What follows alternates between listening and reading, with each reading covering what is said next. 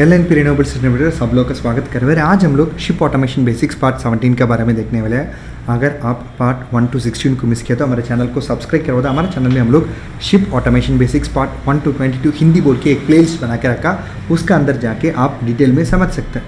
Part 17 में synchronous brushless alternative का excited system के बारे में हम देखने वाले हैं। नॉर्मली मान लो हमारा low voltage marine power plant वो सिमुलेटर देखने के लिए कैसे दिखेगा, वो नॉर्मली हमारा सिंगल लाइन डायग्राम से एवल हो जाएगा। एंड मोस्ट इंपॉर्टेंटली हमारा ब्रशलेस जनरेटर देखने के लिए कैसे दिखेगा, उसका जनरेटर का एक्साइटेशन सिस्टम को कैसे हमको वायरिंग करने का।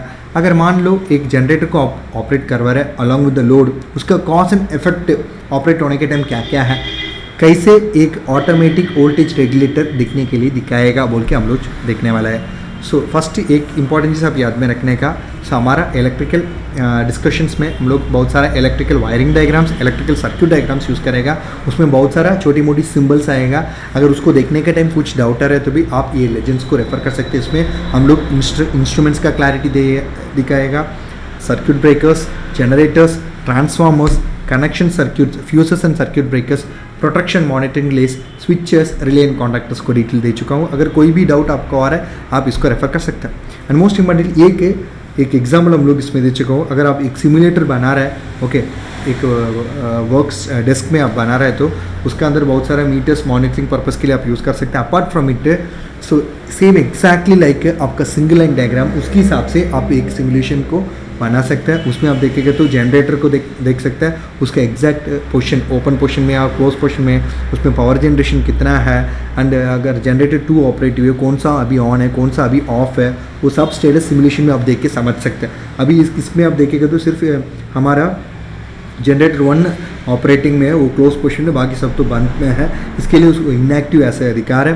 एंड अपार्ट फ्रॉम इट हमारा वोल्ट मीटर से हम लोग वोल्टेज देख सकते हैं, करंट मीटर से भी करंट देख सकते हैं, जनरेटर 1 का डिटेल्स, जनरेटर 2 का डिटेल्स, इमरजेंसी जनरेटर का डिटेल्स, ये सब चीज़ें हम लोग एक सिमुलेशन मॉड्यूल में हम लोग इन पावर मैनेजमेंट सिस्टम में देख सकते हैं। ये ब्रशलेस जनरेटर एक्साइटेशन सिस्टम का अरेंजमेंट है। उसमें इंटरनल डिटेल्स के बारे में आप देखेगा तो उसका अंदर एक रोटर कोर है, ओके, सेकेंड एक stator core with stator winding है, तीसरा एक एक्साइटर रोटर है, ओके, एंड फोर्थ बहुत इंपॉर्टेंट एक्साइटर स्टेटर है, ठीक है। एंड मोस्ट इंपॉर्टेंटली जनरेटर वाला पावर को हमको रेक्टिफाई करके देना पड़ेगा ना, क्योंकि ये ब्रशलेस जनरेटर ना, इसके लिए हम लोग क्या करवा रहे हैं, रेक्टिफायर्स यूज़ करवा रहे हैं। एंड सबसे इम्पॉर्टेंट में वोल्टेज रेगुलेटर भी इसका अंदर है, ठीक है।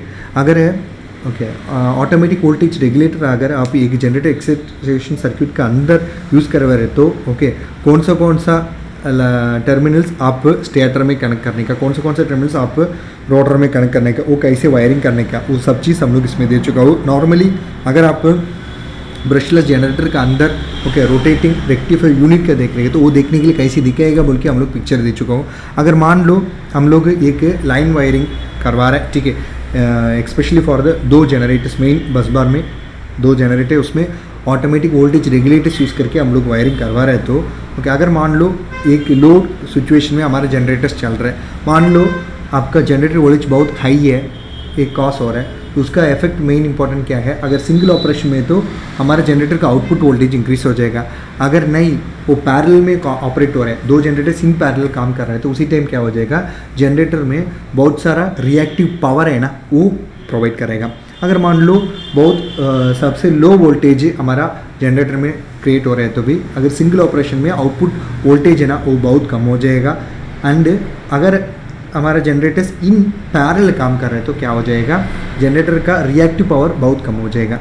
एंड मोस्ट इंपॉर्टेंटली हमारा प्रेजेंट स्पीड वैल्यू है ना प्राइम मूवर का बहुत हाइयर है तो भी इसका वजह से क्या हो जाएगा, हमारा जनरेटर ऐसा सिंगल ऑपरेशन करने के टाइम उसका नेट फ्रीक्वेंसी बढ़ेगा। एंड मोस्ट इंपॉर्टेंटली अगर फ्रीक्वेंसी बढ़ने के टाइम हमारा नॉन इंडक्टिव पावर है ना वो भी ज़्यादा हो जाएगा। अगर मान लो हमारा present speed value prime mover का बहुत कम है तो भी इसका वजह से क्या हो जाएगा, जनरेटर का नेट फ्रीक्वेंसी है ना वो कम हो जाएगा। एंड जनरेटर क्या करेगा, इसके लिए बहुत कम नॉन इंडक्टिव पावर दिएगा। हमारा ऑटोमेटिक वोल्टेज रेगुलेटर बोर्ड है ना, सर्क्यूट, वो देखने के लिए कैसी दिखे उसका एग्जैक्ट पिक्चर हम लोग दे चुका हूँ। ये मैन्युफैक्चर का सबसे बहुत अलग अलग वैराइटीज़ मार्केट में अवेलेबल है।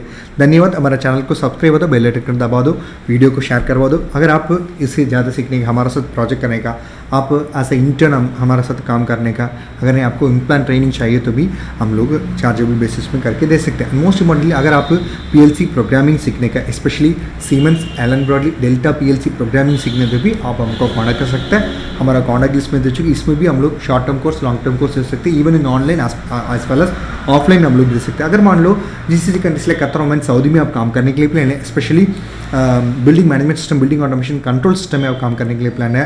किधर किधर एयरपोर्ट्स में building management system, building automation control system established है, मेट्रो रेल स्टेशन से एस्टैब्लिश्ड है, उसी जगह में आप काम करने के लिए इंस्टेड है।